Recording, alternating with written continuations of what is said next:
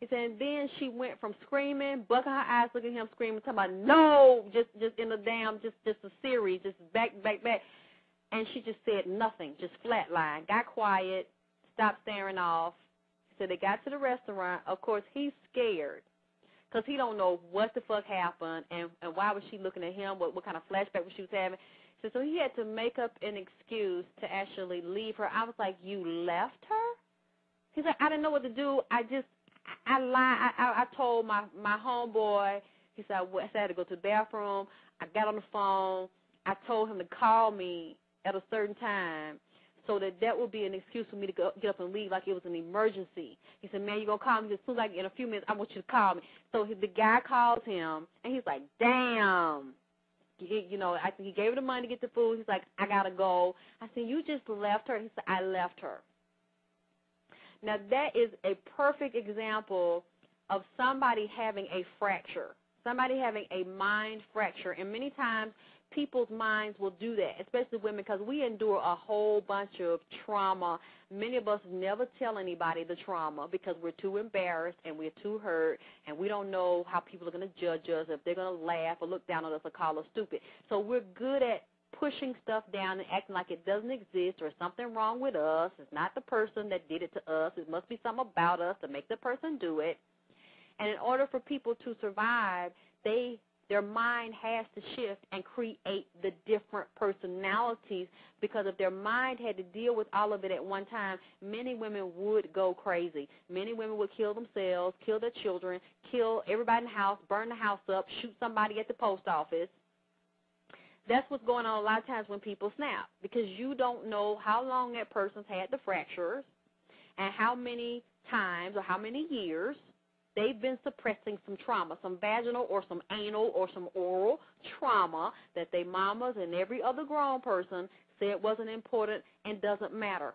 And that's the same thing that happens, because that kind of abuse ties into disrespecting yourself and disrespecting your period and not knowing the power of your period. I'm going to read this email that this lady sent to me, and it definitely stood out to me because I could relate to what she's saying, because I felt the same kind of stuff.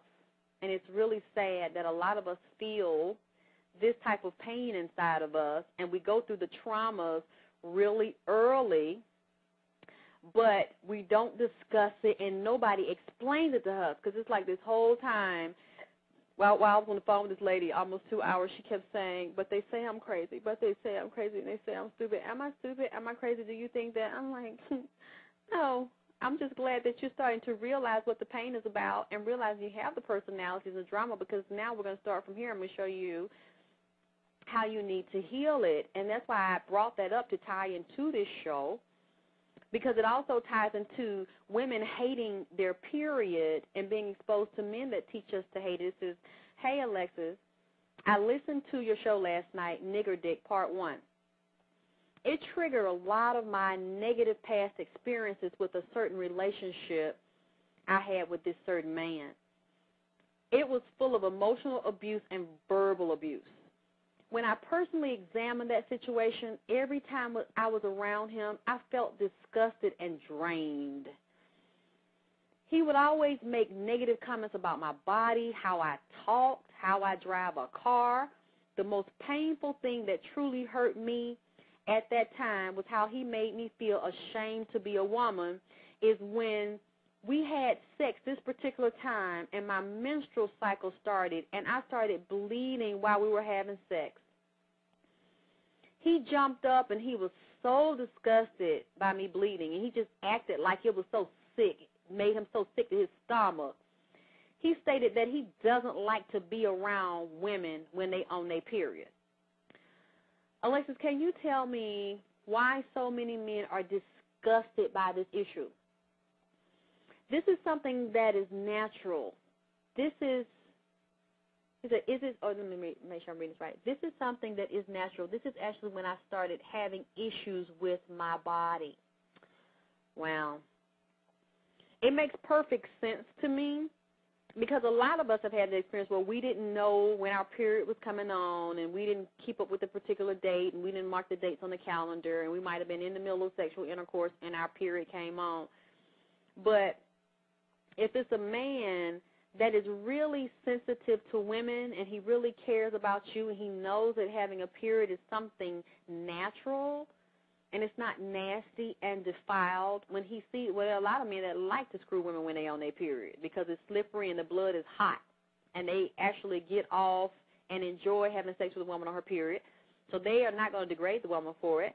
There are women that like to have sex when they're on their period too because it helps them relieve the cramping. It actually helps to relax the uterus when a woman's having sex and she has an orgasm. So a lot of women, I mean, I wouldn't do it because it is nasty in that sense because there are viruses and bacteria in our blood. So if that woman has HIV or any other virus that she's carrying and the man is exposed to raw blood, then that is really not sanitary. But the period itself is not unsanitary. It is a natural process.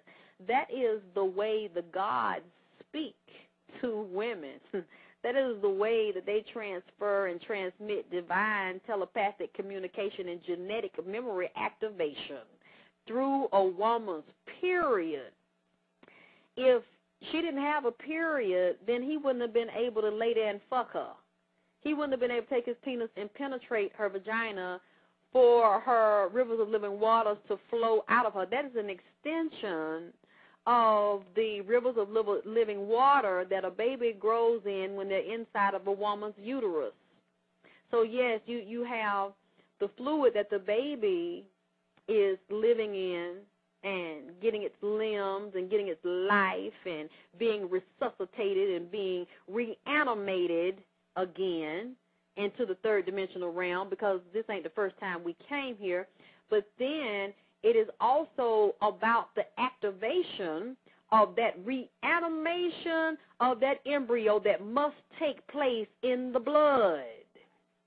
That sperm has to meet that egg, and there is blood exchange. Everything, the blood, see, I have to do a show about that in the blood, the power of blood, and I wrote it down in my book that I'm going to be releasing, because there's an electromagnetic field that is ingrained in the matrix of blood, and within that electromagnetic field is the very mindset of all of the ancestors and entities that brought you into this existence and that are desiring to be reanimated, to actually be resurrected through your body or through the body of the being that is being created. Because when a man and a woman has sex and a child is being created, they have to tap into that blood base, but a very powerful trinity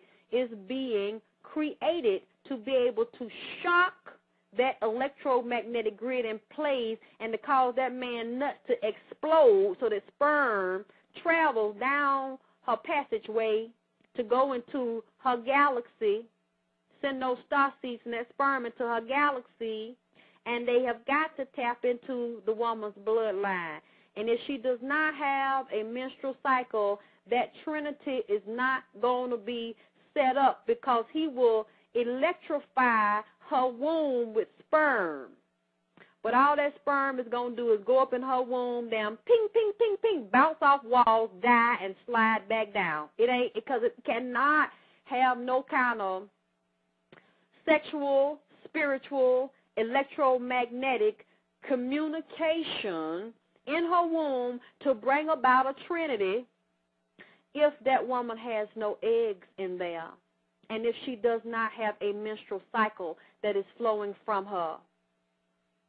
And we even talk, being around women, I remember growing up and women not being around, they still don't teach us how to wash ourselves properly and to eat properly while we have a period. Because you know what, to be honest with you, when I have my period now, that I know better and I know who I am, I don't be around nobody. I don't be around that many people, because I know that when I have a period, that's a very powerful time in the universe for me.